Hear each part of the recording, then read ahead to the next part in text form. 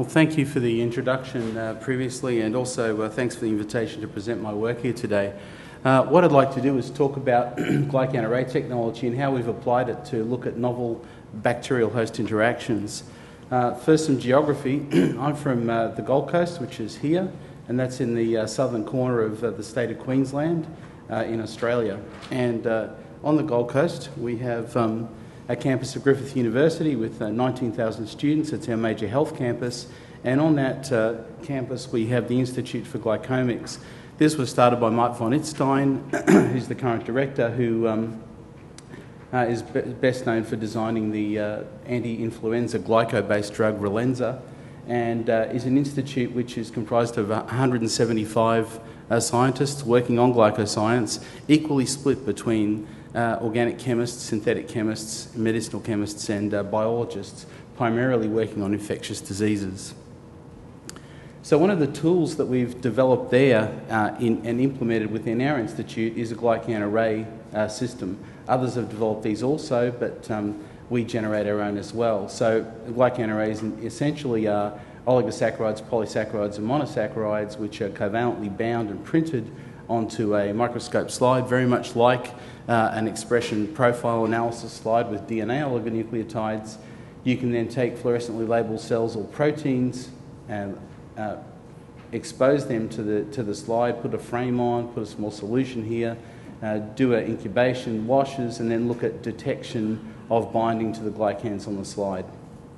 This generates a list of glycans that bind and glycans that don't bind, and then from that list you can sort that list into high affinity or low affinity interactions using surface plasmon resonance, isothermal calorimetry, ELISA, or other techniques that we use to try and sort that list to try and find the most avid and specific binding that we get from these molecules. So Glycan arrays have been around for some time, of course, and best implemented by the Consortium for Functional Glycomics, a major NIH initiative in this country, with this landmark paper by Blix et al., which featured over 400 glycans. Our array development began in 2006. We had our first publication in 2007. We started with 120 glycans, but we're now up to well over 400. And because of our interest in infectious diseases, we've implemented slide chemistry and coupling chemistry with our Glycan array. So not only do we do work with purified proteins, our array works quite well with stem cells, cancer cells, plasmodium, sporozoites from malaria-causing parasites, whole viruses, whole live viruses, and whole bacterium. This opens the door to doing whole organism glyco interactions, and then you can use genetic approaches to try and work out which protein or polysaccharide on the surface of that particle is mediating the interaction that you see. So similar to other Glycan arrays, but the implementation we have does give that flexibility to work not just with highly purified proteins, but with complex particles. And the examples I thought I'd give you today were two recent examples we've worked on looking at cholesterol-dependent cytolysins. Now these are toxins produced by bacterial cells, and these toxins are secreted by the bacterium as a monomer. They insert into a membrane with this domain 4 region and form a pore of monomers. So it's a circle of monomers associated together, and then there's a conformational change, and they punch a hole in the membrane, opening the cytoplasm to the outside, killing the cell. And you can see the change in folding where that conformational change occurs. The bacterium that these toxins come from is Streptococcus pneumoniae, the world's foremost bacterial pathogen, which kills more people per year than HIV and malaria combined, and group A streptococci, which causes a range of diseases from strep throat, impetigo, scarlet fever, through to necrotizing fasciitis and also rheumatic fever. So quite a range of pathologies caused by this pathogen. For both of these gram-positive pathogens, the toxins they produce are crucial to the disease they cause, and the cholesterol-dependent cytolysins are very important. So the pneumococcus produces pneumolysin, abbreviated to PLY, and the streptococcus produces streptolysin, abbreviated to SLO. And again, both of these are cholesterol-dependent cytolysins. So if we look at this image, we can see how these are working in more detail. The bacteria would be in this space above the eukaryotic cell, and this is the eukaryotic cell membrane, a surface image of that. These individual toxins then dock with the surface of the cell and start to form dimers and trimers and multimers until they form these crescent shapes, which you can actually see visualised with electron microscopy on the surface of the cell, horseshoes, and finally they form circles. They then undergo this coordinated conformational change and punch a hole in the membrane, and you can actually see this membrane form a micelle and get released from the cell, and that kills the cell, obviously, opening the cytoplasm to the environment. So the interesting thing about these cholesterol-dependent cytolysins is for 20 or 30 years they've been described as that, cholesterol-dependent, and that's certainly true. The cells that are targeted by these have cholesterol in the membrane. If you set up artificial model systems, you need to get to a certain critical level of cholesterol in this membrane before these toxins will insert. The problem is that the tropism for cells for these toxins deviates away from cholesterol dependence. There are cholesterol-containing membranes that are not efficiently targeted by these toxins, and it suggests that there might be another part to the story in the interaction between the monomers and the surface of the cell, another piece of information that targets these toxins to the cell surface. So the first clue from this came with one of the toxins from another pathogen, intermedialysin, and it was found that it bound the human protein CD59 as a receptor. So this was the first example where there was an interaction between a proteinaceous receptor and a cholesterol requiring in the membrane. I've done a series of studies in Staphylococcus aureus toxins, which are a different class of toxin, but they were all also thought to be membrane lipid dependent. It turns out that every single Staphylococcus aureus toxin has a protein target, in that case mostly G protein coupled receptors. So we wondered whether pneumolysin and streptolysin might actually have cellular receptors that dictate cell tropism and target specificity that are not simply cholesterol. And glycans are a very likely candidate. Here we can see the very nice structure of the sub-AB toxin of E. coli with its N-glycosylic acid modified oligosaccharide. So the specificity of this toxin for its target is dictated by binding to a glycan, and this is very common with a number of gram-negative bacterial toxins, that the glycan expressed on the surface of the host cell is the target for the toxin. So we wondered whether pneumolysin and streptolysin might also interact with glycans. To do this, we took purified pneumolysin, which I obtained from my colleague James Payton in the University of Adelaide, and we used our glycan array, which contains over 400 glycans, and we probed the glycan array with the pneumolysin, detected via its His tag with an anti-His tag antibody with a fluorophore, and we saw some binding. Now, of the 400 structures that we had, the toxin recognised two Lewis histo blood group antigens, Lewis X and Silol Lewis X. To confirm this interaction, we put the pneumolysin onto a flow cell on a surface plasmon resonance device. It was a Beercore 100, and flowed through the glycans that it bound, and also irrelevant glycans to show there was no binding to glycans that didn't bind on the array. And the surface plasmon resonance analysis gave KDs in the low micromolar range here for Lewis X and Silol Lewis X, with Silol Lewis X being the highest affinity interaction that we observed. So Silol Lewis X, and you can see cartoon and real structures here, is detected on multiple cell types. It's present on many cells in the innate immune system. It's an essential component as a ligand for P, L and E lectins, which mediate the rolling and tethering of neutrophils as they move through the body. It's upregulated during inflammation on the surface of leukocytes, and although it was originally described as a red blood cell antigen, as a histocompatibility antigen on red blood cells, it's not made in red blood cells. Neutrophils lyse and release this glycolipid into the circulation, and long-lived red blood cells actually simply pick it up. It just incorporates passively into the membrane. So although you can find Silol Lewis X on red blood cells, it doesn't originate in red blood cells. The key thing to take home from this is if you look at the cells that pneumolysin kills, it kills innate white cells and it kills red blood cells.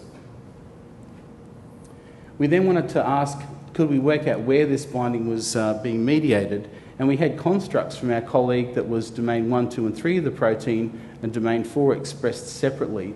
If we did surface plasmon resonance with these two parts, domain 4, which is the part of the protein supposed to interact with the cell surface, retained low micromolar binding of the solar Lewis X and Lewis X, but there was no concentration-dependent interaction with the rest of the protein. So it looked like domain 4 was the region that was interacting. Now that we had a candidate for a receptor on red blood cells that the toxin might bind to, we conducted an experiment. Hemolysis or hemolysis is a classic pneumolysine toxin activity. If you mix it with red blood cells, it makes holes, releases hemolyses the cells, and you release colour into the solution that you can measure. So it's a very easy assay. We took toxin and then put in solution the candidate receptor to see if it would bind to the toxin and block it accessing the red blood cells, and conducted the same study in the absence of competitor.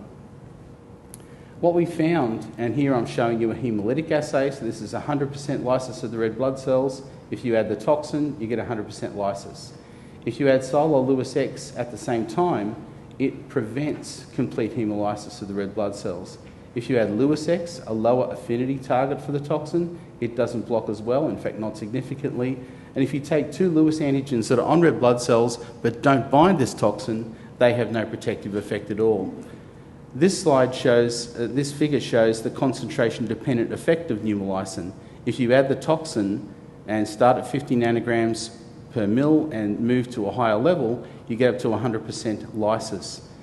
This curve is in the presence of the inhibitor that binds to the pneumolysine and apparently prevents it from forming pores in the cell.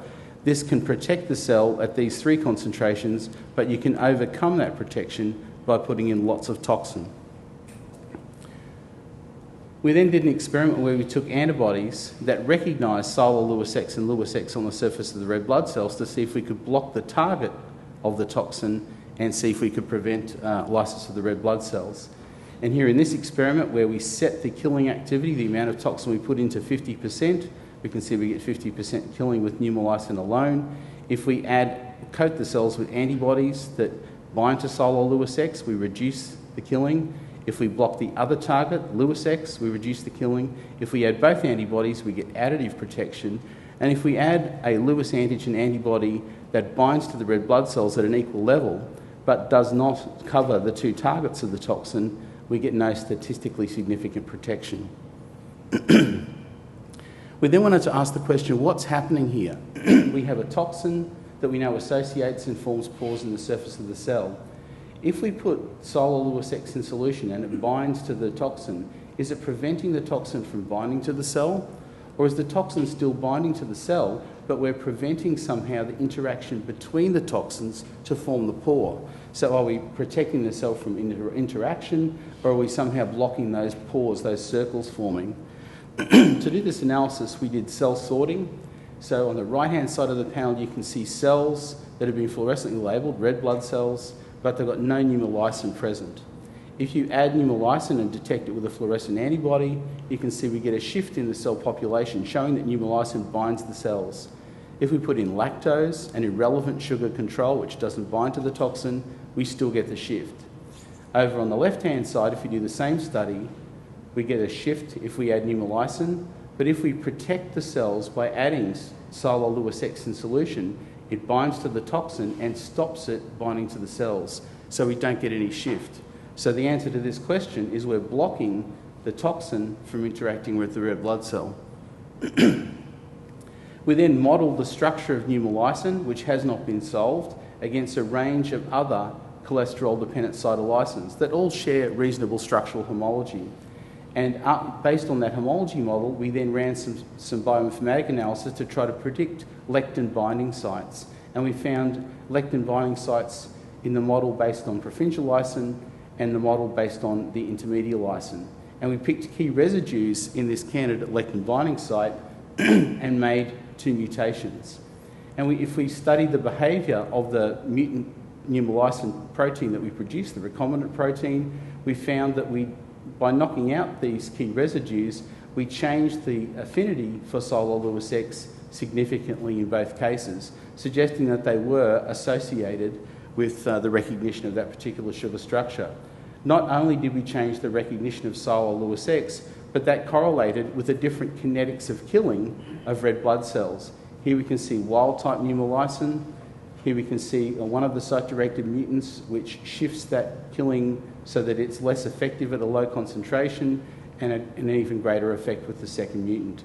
So changing binding to Sol Lewis X on the red blood cell changes the efficiency of pore formation and killing of red blood cells.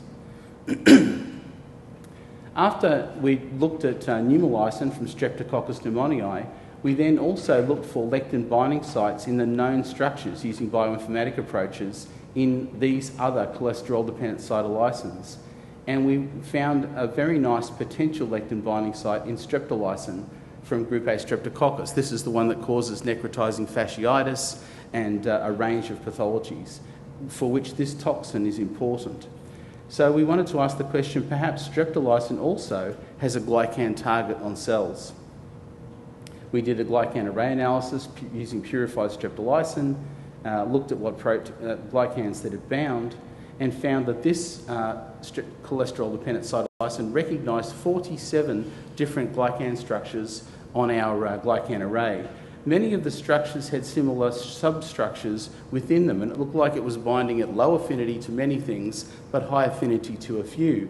And when we looked at the surface plasmon resonance data to determine KD, we found that lacto-N-neotetraose in fact had an affinity of 0.6 nanomolar, sub-nanomolar binding, a very tight interaction between this toxin and this particular sugar.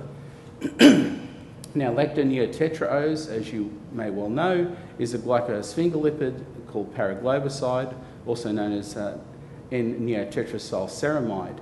Now, this is present on ABH blood group cells and P1 glycosphingolipid antigens. It's also present on human polymorphin nuclear leukocytes.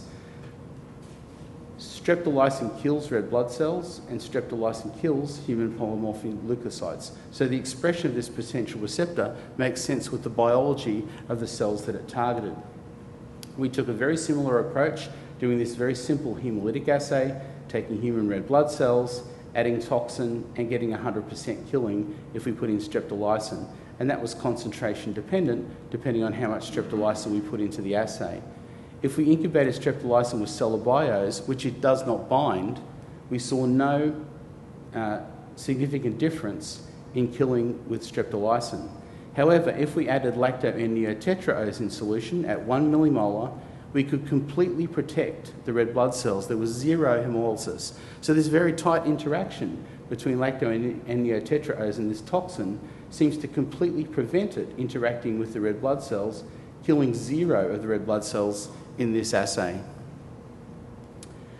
We then wanted to ask the question, was it also blocking the toxin from binding to the red blood cells? So we did the cell sorting analysis that I showed you before. Cells without streptolysin, cells with streptolysin, or an irrelevant blocker, you still get a shift. So streptolysin is binding to those cells. If you put lacto-N-neotetraose in the solution, you prevent the shift, showing that you're blocking streptolysin from binding to red blood cells. So to summarise the study that I presented today, pneumolysine and streptolysin are archetypal examples of cholesterol-dependent cytolysins. For 30 years, it's been thought that these toxins only target cells based on the cholesterol content of membranes. However, the real data on the cells that they kill and their tissue tropism did not match that simple observation. It was clear that something else was happening. We hypothesised that they might actually have receptors that were glycans. We found in glycan array high affinity binding to lacto-N-neotetraose and Sol Lewis X antigen. These antigens are present on the relevant cell types that these toxins target, and explain now for the first time how they are targeting those specific cell types. Furthermore, we showed that this interaction seems to precede and be more important than the cholesterol-dependent interaction, because if we block the interaction by covering this with an antibody or providing these structures in solution as a competitor, we can block the toxin from actually having its initial interaction with the red blood cell. In the case of pneumolysine, you can put in huge amounts of toxin and overcome this. In the case of streptolysin, we could not overcome that blocking. So the interaction between these two at less than 1 nanomolar is so strong, we can sequester this site and completely block the toxin interacting with cells. We think this is an important and interesting example of the use a glycan array technology to reveal new aspects of post-pathogen interactions in bacteria, but also to provide a step forward in the future for developing new therapeutics for these organisms. Now that we know this patch is the only part of the protein you need to develop an immune response to neutralise this toxin from affecting the cell, you can tailor a vaccine approach to target just this part of domain 4. We are now trying to get co-crystals between these structures and these toxins and hope that that will guide small molecule drug development so we can make small molecules that will block that same interaction. In closing, I'd like to thank Lucy Schul and Chris Day from my lab, who did 90% of the work that I presented today, and my colleagues Victor Torres, James Payton and Mark Walker, who provided key reagents. Thank you.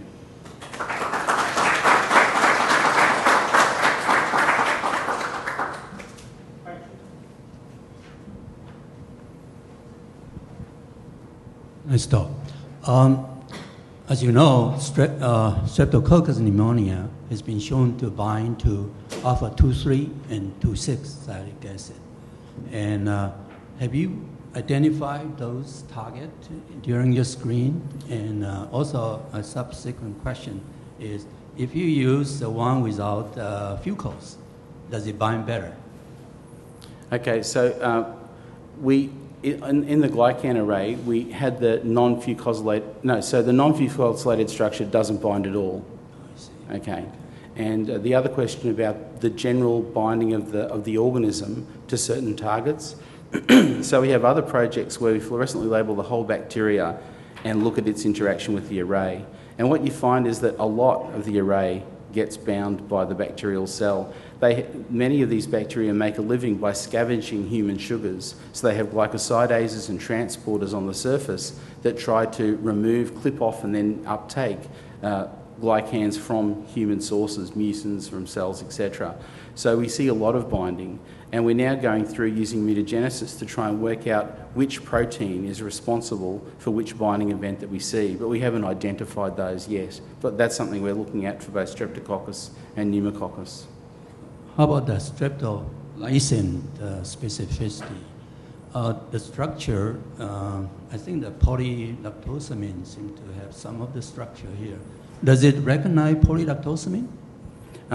It recognises polylactosamine to a small extent. That was in the list of 47 things that were bound, and the list is published in that PNAS paper of what it does bind, but with low affinity. So I think the binding to the lacto-N-neotetraose was 2 orders of magnitude higher than any other target. Okay, it was really interesting work. So I mentioned in my talk about multivalency, right? I mean, this looks like the monovalent interaction of the lacto-neotetraose with this and its subnanomolar. Is that true? I mean, because if you add just in solution, it looks like that's almost unprecedented, right? That's tight. It's monomeric. So we have a monomeric streptolysin put down onto the Beercore chip with a C5 chip, so it's covalently linked. They're spaced apart, and then we put in a free glycan, so we don't use the glycolipid. It's not a micelle. Right. It's a free glycan, a pentamer. Yeah. We put that in, and we get the interaction, and we get the same number if we use isothermal calorimetry and do this by ITC just in solution. They're hard experiments to do, but we get about the same number. So it looks like 600 or 700 picomolar. Yeah. So it's a very high affinity interaction. I mean, and you said there's no structure. I mean, this would be a boon to carbohydrate protein binding. Absolutely. Really. And the key person who's done the streptolysin structure is a guy called Michael Parker, who's done all of the cholesterol, most of the cholesterol-dependent cytolysins, and we're working with him to now we tried crystal soaks and they didn't work, but I think the protein probably undergoes a conformational change on sugar binding, so we're now doing co-crystallization strategies. Yeah, that sounds great. It would be great to know. Okay, I have a lipid question. What is the steroid specificity of your toxins? Do they only bind to cholesterol, or would they also take ergosterol, like in yeast, for example? And what are the levels in the membrane of these steroids you need in order that the entire thing gets started? So I was at a cholesterol-dependent cytolysin toxin meeting recently, and in that meeting there were a number of model systems where they were titrating cholesterol into the systems, and I think 20% was about the sweet spot where you 20 mole percent or what? 20% of the lipids in the membrane. What percent? Weight percent? Mole percent? I can't remember how the data was presented, but I mean, there's a lot of publications on this if you're interested. But it seemed to be about 20% was the critical level, before which you get nothing. And then after which you get to that percentage, you get a slight increase. So it seems that you definitely, and there's been modelling for a cholesterol-dependent interaction in the domain 4 of the toxin. However, no one had previously explained the earlier interaction. So if you imagine the bacteria producing the toxin at low affinity, you need high affinity interactions to guide it into the cell surface so it can drop in and interact with the cholesterol. So we think it's a two-step process with the receptor binding first and then a tight membrane insertion, irreversible step that comes afterwards. Now, can you replace the cholesterol by another sterol, like ergosterol, in yeast, since they don't have cholesterol, they have ergosterol? I believe it's only cholesterol, but I'm aware of modifications, that people have tried, and it's just cholesterol. But I'm not 100% sure on that. This would mean that these toxins would not attack yeast. I don't know that it does or doesn't. I can't comment on that.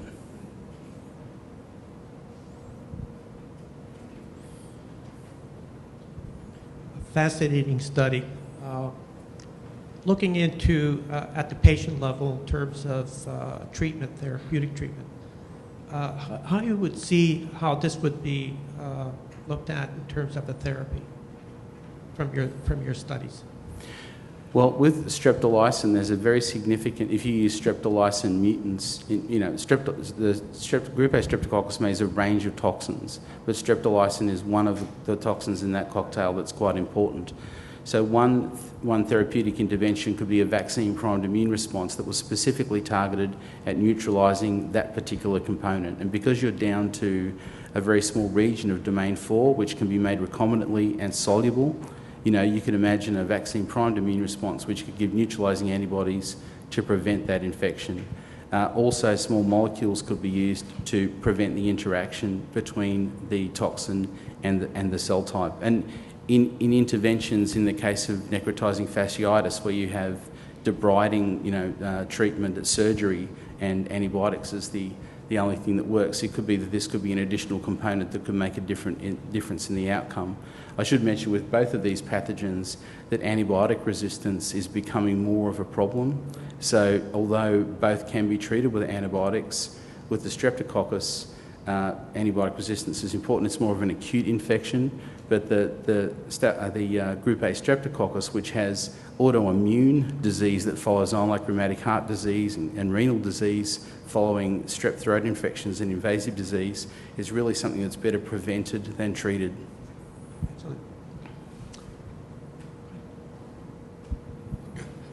Have a nice talk. In your study, what is the recognition size, Sij maxima, and the base oligosaccharide? Second, did you study the polyvalency? Okay, so we didn't study polyvalency, but the interactions that we had were with monomers. Okay, so a monomeric protein and a monomeric glycan presented in solution, so not presented as a surface or presented as a micelle. Secondly, with respect to the size, so the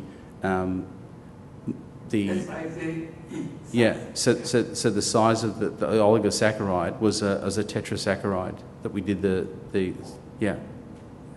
Thank you. Any other questions? Okay, thank you very much.